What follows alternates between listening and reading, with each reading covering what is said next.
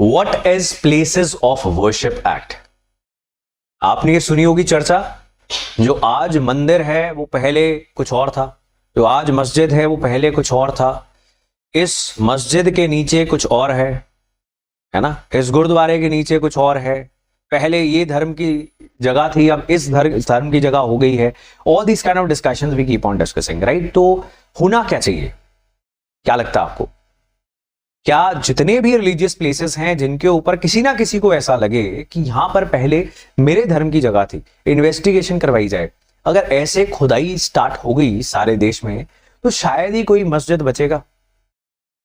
जितने भी हिस्टोरिकल मस्जिद हैं, we have to accept that कि वो पुराने मंदिरों पे, जैन टेंपल्स पे, बुद्धिस्ट टेंपल्स के ऊपर बनाए गए थे, बिकॉज उनका आर्किटेक्चर ये बात बोलता है। बहुत सारे ऐसे हिस्टोरिकल मॉस्क जो पहले आकर, जो इनिशियल रूलर्स होते हैं जिनके पास बहुत रिसोर्सेज नहीं होते, हिस्ट्री में हम पढ़ते हैं, वो किसी ना किसी मंदिर को तोड़ते हैं, अपने आप को एक ओरिजिनल मुस्लिम शो करते हैं अपने फॉलोअर्स के आगे, बुत शिकन शो करते हैं, बुत को तोड़ने वाला, because idol worship in Islam is considered bad, उसको हराम माना जाता है। तो इसलिए ऐसा किया गया, इस चीज को कोई डिनाई नहीं कर सकता। बट आज प्रेजेंट में जीने के लिए इंडियन पार्लियामेंट ने एक कानून पास किया था, places of worship act 1991, so that हम इन्हीं चीजों को लेकर लड़ते ना रह जाएं। लेकिन एक सेंटिमेंट ये भी है among Hindus of the country, या section of Hindus in the country, कि जो हमारे मंदिर तोड़ के मस्जिद बनाए गए उनका क्या, वो हमें वापस दो, उसको रिक्लेम करना एक सेंटिमेंट है, राइट? अब क्या ये इंपॉर्टेंट है, नहीं है, it is for you to decide. Lot of you are very religious, तो आप खुद अपना डिसाइड करो। हम बात करते हैं देश में हो क्या रहा है। नाउ संभल में अभी वायलेंस हो गई जिसमें 4 लोग मर गए, बहुत जबरदस्त वायलेंस हुई, पुलिस वालों को भी बहुत बुरी हालत हो गई, और माना जाता है नाउ जिनकी डेथ हुई उस कम्युनिटी के लोग बोलते हैं कि पुलिस ने मारा है।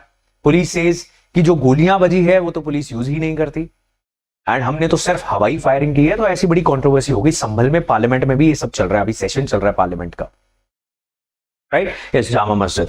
नाउ सी, माना यह जाता है कि 16th सेंचुरी जो मॉस्क, जो मस्जिद बना है, जो बाबर ने बनाया, अगेन इनिशियल रूलर था तो उसने ऐसा किया है कुछ मंदिरों के साथ, दैट इज वेरी क्लियर।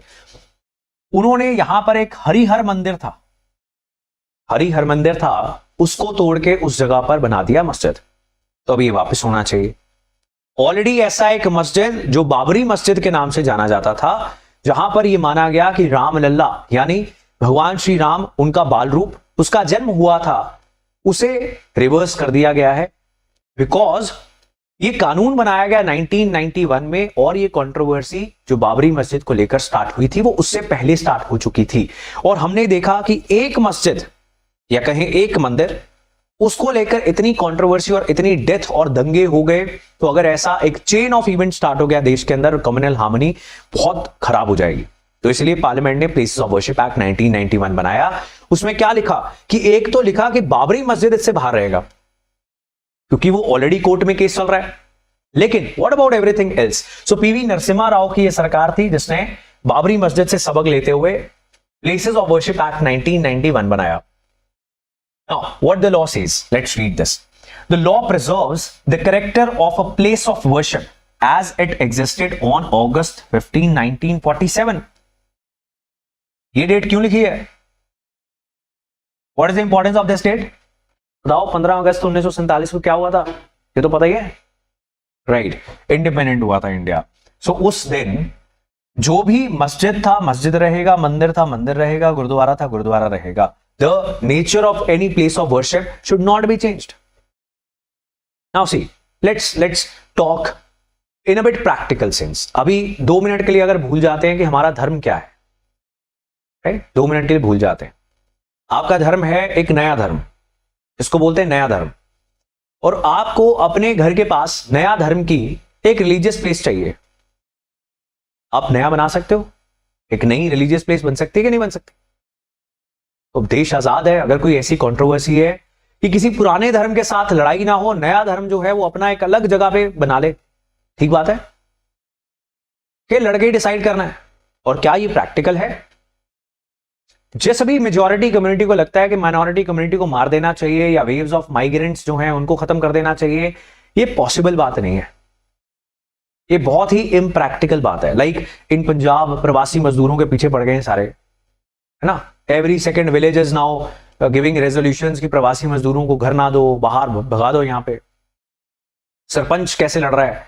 अब 30 साल 50 साल कनाडा में रह के अगर कोई पंजाबी डिफेंस मिनिस्टर बन सकता है, तो उतने ही साल पंजाब में रह के कोई प्रवासी मजदूर सरपंच नहीं बन सकता।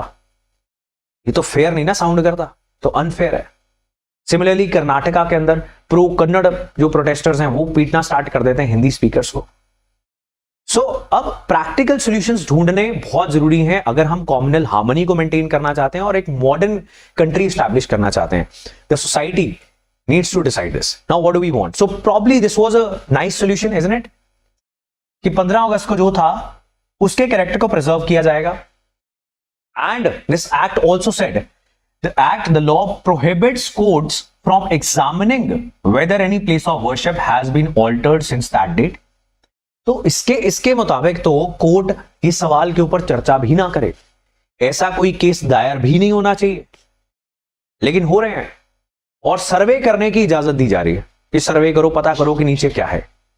जब उसकी नेचर चेंज नहीं हो सकती तो सर्वे क्यों किया जा रहा है? या तो इस कानून को चेंज कर लिया जाए।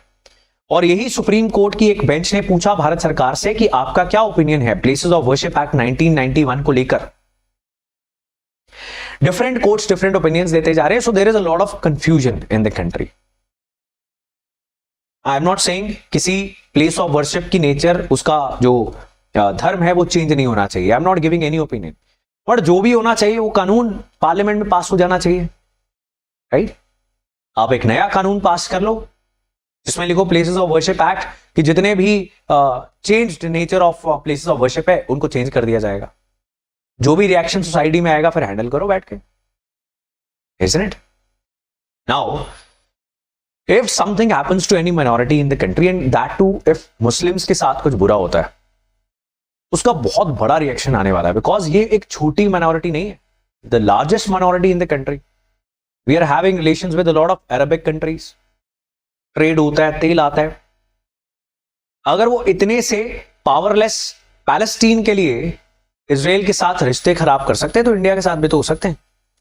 सो ये हमारी ग्लोबल इमेज, हमारे ग्लोबल रिलेशंस, हमारी इकोनॉमी के ऊपर भी इंपैक्ट डालता है कि अगर हमारी सोसाइटी के अंदर लार्जेस्ट जो माइनॉरिटी है और जो मेजॉरिटी कम्युनिटी है उनके रिश्ते खराब हो जाए, right. For politics it is fine, but practically dispassionate तरीके से अगर हम सोचें तो ये चीजें अच्छी नहीं होती हैं, इसके कॉन्सिक्वेंसेस अच्छे नहीं होते। चाहे वो रिलीजन के नाम पर आप किसी को परसिक्यूट कर रहे हो या फिर प्लेस ऑफ ओरिजिन, लैंग्वेज, किसी भी नाम पे, minorities should be protected, as simple as that,